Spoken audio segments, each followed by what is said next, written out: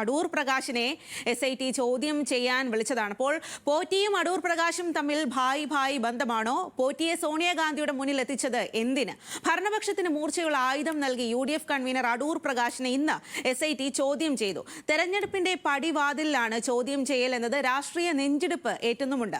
Photo കണ്ടാണ് ചോദ്യം ചെയ്യലെങ്കിൽ മുഖ്യമന്ത്രിയെ കൂടി ചോദ്യം ചെയ്യൂ എന്നാണ് പ്രതിപക്ഷത്തിന്റെ ചോദ്യം. സ്വർണ്ണക്കൊള്ള കേസിൽ അടൂർ പ്രകാശ് കുടുങ്ങുമോ എന്നാണ് നമ്മൾ ഇന്ന് ജനങ്ങളോട് ചോദിച്ചിരിക്കുന്നത്.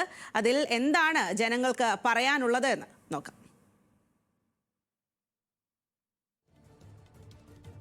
ട്വിസ്റ്റുകളുടെ മേളമാണ് ശബരിമല സ്വർണ്ണക്കൊള്ള കേസിൽ നടക്കുന്നത്. അടൂർ പ്രകാശാണ് ഒടുവിലെത്തിയ സ്വർണ്ണക്കൊള്ള കേസിൽ അടൂർ പ്രകാശ് കുടുങ്ങുമോ എന്ന് നമുക്ക് ജനങ്ങളോട് തന്നെ ചോദിച്ചറിയാം. അടൂർ പ്രകാശ് പുള്ളി പ്രതിയാൻ സാധ്യതയില്ല. ഇല്ല, പോറ്റായിട്ടുള്ള പരിചയമുണ്ട്. പ്രതിയാൻ സാധ്യതയില്ല. അടൂർ പ്രകാശിനെ പ്രതിയാക്കാൻ സാധ്യതയുണ്ട്. അത് രാഷ്ട്രീയ പ്രേരിതമായിട്ട് ആക്കാനുള്ള സാധ്യത. കാരണം ഇപ്പം ഈ സാഹചര്യത്തിൽ ഭരണവിരുദ്ധ വികാരം ശക്തമായി ആഞ്ഞടിച്ചുകൊണ്ടിരിക്കുകയാണ്.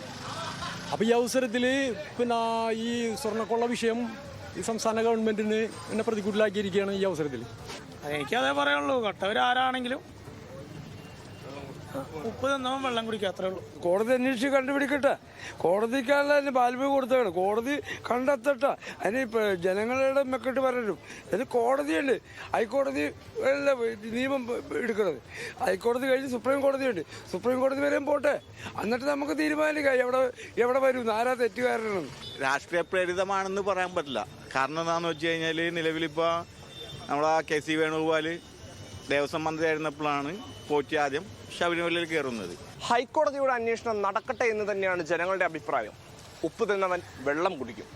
കൊച്ചിയിൽ നിന്നും ക്യാമറ പേഴ്സൺ അഫ്സൽ രാജിനോടൊപ്പം ഇസ്സത്ത് സുൽഫിക്കർ, ന്യൂസ് മലയാളം.